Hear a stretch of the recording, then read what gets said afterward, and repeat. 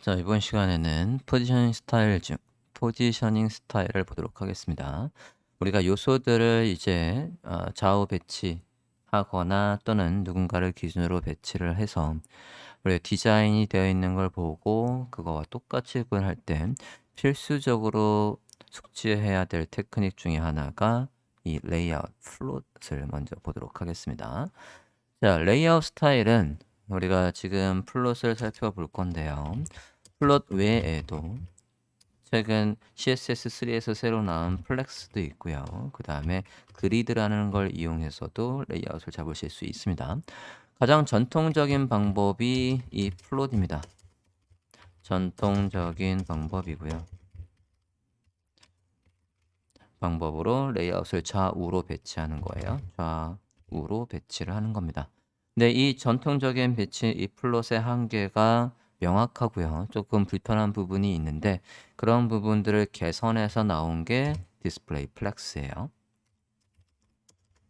디스플레이 플렉스입니다. 그래서 일단은 대부분의 현재 사이트들은 국내의 현재 사이트들은 플롯 기반으로 대부분 되어 있고요. 최근에는 다 플렉스로 바뀌는 추세입니다. 하지만 이제 플롯으로 되어 있는 것도 기본적으로 아셔야 해당 사이트를 유지보수하실 때 여러분이 수정할 수 있을 거니까 플롯을 먼저 살펴보도록 하겠습니다. 자, 지금 예제는 42번을 보고 있습니다. 플롯의 특징들을 하나 살펴보면서 어떻게 움직이는지 보도록 할게요. 자, 지금 저는 이제 H1에서 여기 플롯이라는 글씨가 오른쪽에 있게 해보고 싶어요. 그러면 우리가 앞서 배운 것 중에 글씨 정렬하는 속성이 있었거든요. 그걸 이용해서 먼저 한번 해볼게요. H1의 안에 글씨를 텍스트 align right에서 오른쪽으로 배치를 해볼게요. 자, 이렇게 해서 움직인 건 검사를 해보시면요. H1에 마우스를 올려봤을 때 H1에 이만큼 블록 요소니까 파랗게 하이라이트가 이렇게 되고 있고요. 그거 안에 글씨 정렬 속성을 이용해서 오른쪽으로 배치를 한 거예요. 자, 이렇게 할 수도 있지만 저는 저 H1 요소 자체가 우측으로 가게 하고 싶었던 겁니다. 그러면 얘한테 텍스트 라인이 아니라 플롯을 이용해서 오른쪽으로 가라고 해볼게요. right라고 해보겠습니다. 플로트 right라고 했어요. 자, 그러면 아까와 다른 변화가 꽤 있습니다. 첫 번째로는 해당 요소가 오른쪽으로 갔지만 요소 검사를 해보시면 H1이 이제 안에 있는 컨텐츠의 크기만큼으로 축소되어 있습니다. 그리고 해당 요소가 오른쪽으로 갔어요. 그리고 또 어떤 변화도 있냐면 다른 요소들이 이 요소들에 이렇게 감싸고 있습니다. 이렇게 감싸고 있는 모양새예요. 만약에 레프트로 걸어볼게요. 레프트로 걸어보면 마찬가지로 얘가 왼쪽으로 오고 다른 요소들이 이렇게 달려드는 모양새가 됩니다. 자, 저걸 정리를 하면 이런 특징을 가지고 있습니다. 플롯이 적용된 요소가 해당 방향으로 이동한다. 그리고 앞서 플롯을 적용하기 전에는 분명히 한 블록을 다 쓰고 있었지만 안에 내용의 크기만큼만 자동으로 인지된다. 이건 심지어 해당 요소가 인라인 요소여도 반영이 된다라는 얘기예요. 자, 인라인 요소인 밑에 있는 스팬 태그에다가 한번 적용을 해볼게요. 자, 스팬 태그를 선택을 하고 제가 위드를 200픽셀 해볼게요. 200픽셀 하고 백그라운드를 그린이라고 해봤고요. 안에 글씨가 잘 안 보일 거니까 흰색으로 해볼게요. 자, 지금 보시면 스팬 태그는 크기가 안 나와요. 일단은 지금 달려드는 속성 때문에 약간 레이어가 틀어졌으니까 플롯은 주석 처리할게요. 자, 위드는 인라인 요소입니다. 지금 보시면 인라인 요소 200으로 됐으면 한 이 정도는 크기가 나와야 되는데 이 정도 크기가 반영이 안 돼 있어요. 인라인 요소에다가 지금 크기가 반영되게 하려면 디스플레이 속성을 바꿔주면 되지만 좀 전에 제가 뭐라고 했냐면 여기 특징 중에서 해당 요소가 인라인 요소라도 크기가 인지된다. 얘한테 뭘 주면? 플롯을 줘볼게요. 플로트 left 줘보겠습니다. 자, 그러면 해당 요소가 왼쪽에 가는 거 플러스 해당 요소의 크기가 반영이 돼요. 이제 위드가 반영이 돼서 이만큼이나 커졌습니다. 이렇게 해서 인라인 요소인데 플롯을 적용하면 크기가 나오니까 이거랑 얘를 이렇게 같이 쓰실 필요가 없다는 얘기예요. 디스플레이 블락이라고 쓰실 필요가 없습니다. 그러면 플롯의 특징을 제대로 이해하지 못한 거예요. 자, 이렇게 해서 플롯 레프트에서 특징들, 여기까지의 특징들을 살펴봤고요. 다른 요소들이 달려드는 것까지도 확인했어요. 자, 그러면 다시 원래대로 돌려놓고 밑에 이미지에도 플롯을 걸어 보도록 하겠습니다. 이미지에. 자, 이미지는 지금 더미 이미지가 나오도록 되어 있고요. 이미지, 그냥 이미지라고 선택을 하고 플롯 레프트 해볼게요. 자, 그러면 뒤에 따라오는 패러그래프들이 이렇게 달려들고 있어요. 뒤에 따라오는 패러그래프들이 이렇게 달려들고 있습니다. 자, 저 달려드는 속성을 그만 달려들어 라고 해서 클리어 해주고 싶어요. 해지를 하고 싶습니다. 저 달려드는 속성을 해지하려면 클리어를 써주시면 돼요. 자, 클리어라는 녀석이 지금 보시면 p 태그에 있어요. 여기 이 p 태그. 자, 이 p 태그에 클리어라는 클래스명이 있습니다. 그러면 해당 클래스명을 선택해서 클리어 해볼게요.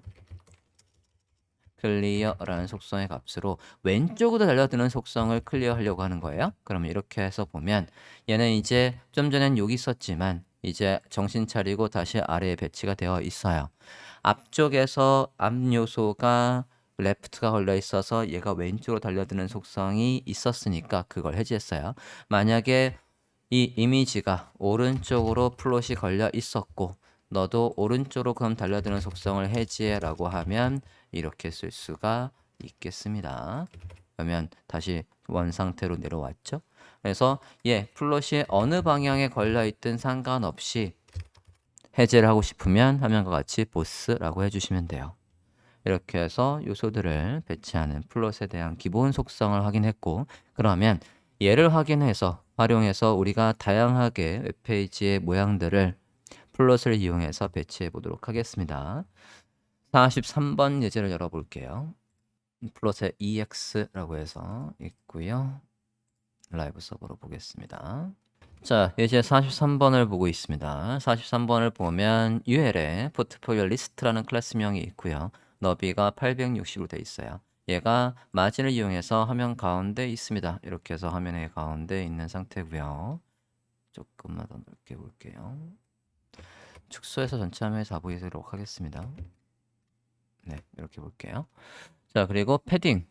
네, 안쪽으로 내부 여백인 패딩이 있고 밝은 회색으로 배경색이 있습니다. 자, 일단은 저 블릿 좀 없앨게요. 리스트 스타일 해서 none 해서 블릿을 없앨게요. 블릿은 UL에 할 수도 있고 LI 할 수도 있습니다.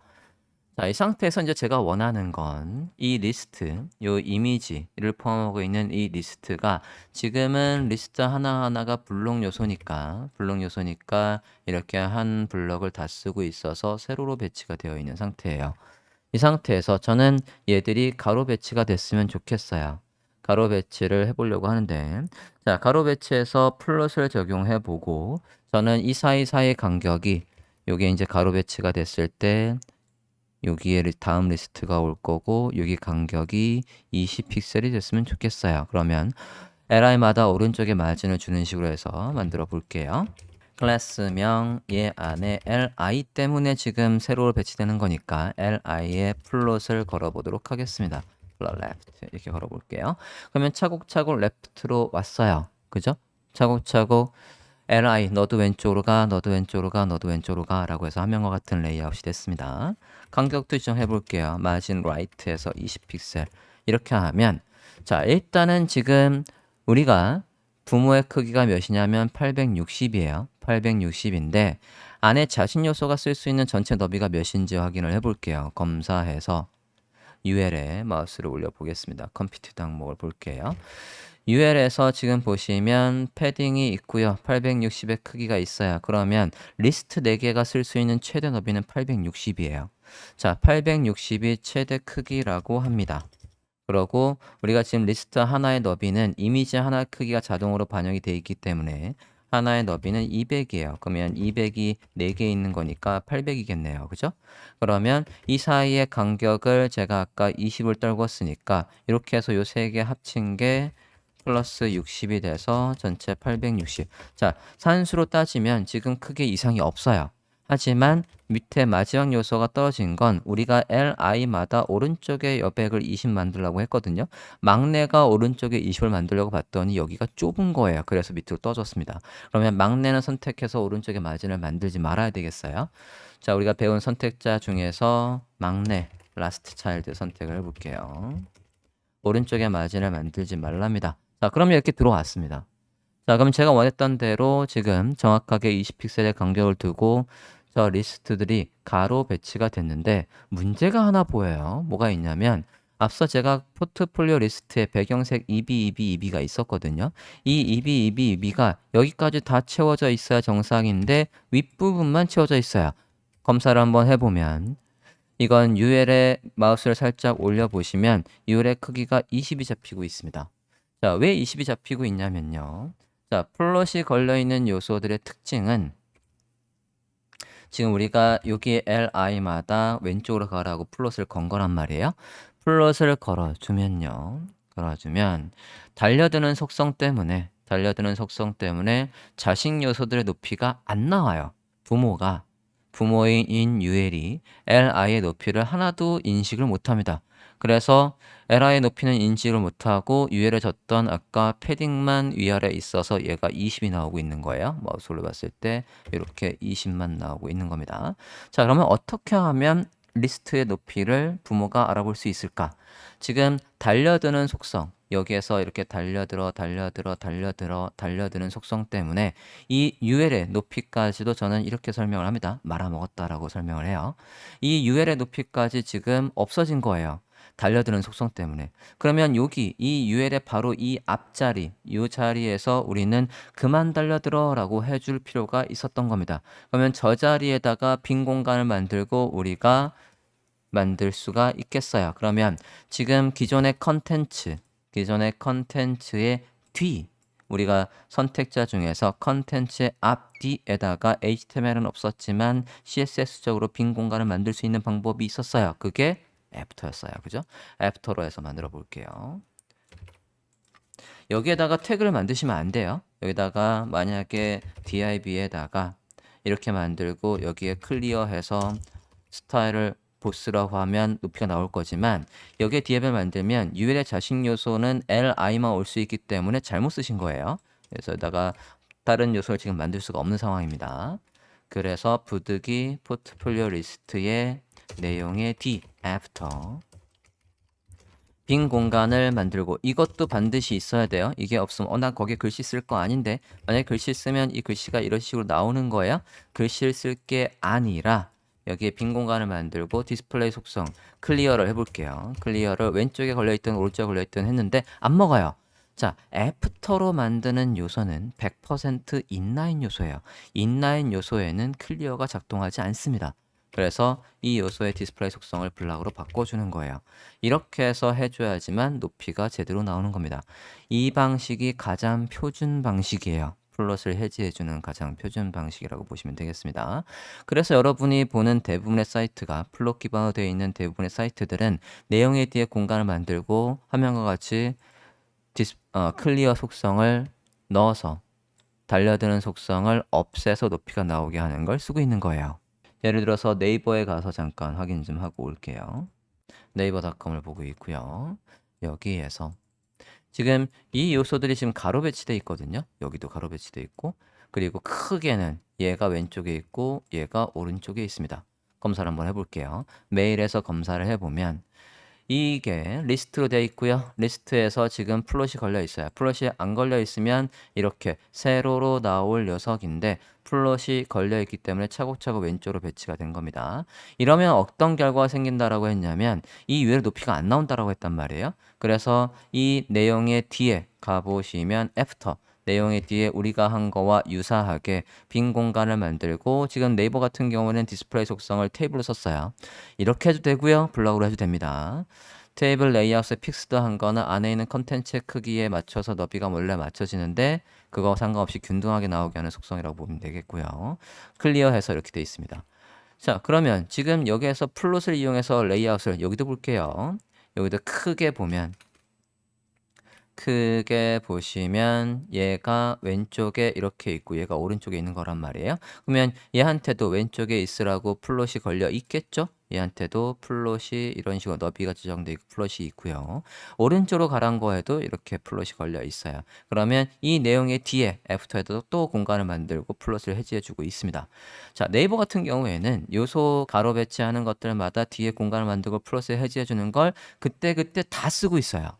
자, 이러면 나중에 수정할 때 굉장히 유지보살 군대가 많아집니다. 유지할 요소가 많아져요. 그래서 여기에서도 간단하게 이런 우리가 만든 요런 게 굉장히 많다라고 한다면 이게 포트폴리오 리스트가 아니라 또는 뭐 상품의 리스트, 뉴스 리스트 그것들이 다 가로 배치해 나오게 했다. 그러면 걔들마다 이렇게 해서 뒤에 만약에 뉴스 리스트라고 하면 뉴스 리스트에 또 뒤에 공간을 만들고 또는 상품 리스트에 또 공간을 만들고 이걸 여러 번 쓰는 건 비효율적이에요. 그래서 저는 여기에서 얘를 클리어 픽스라고 해볼게요.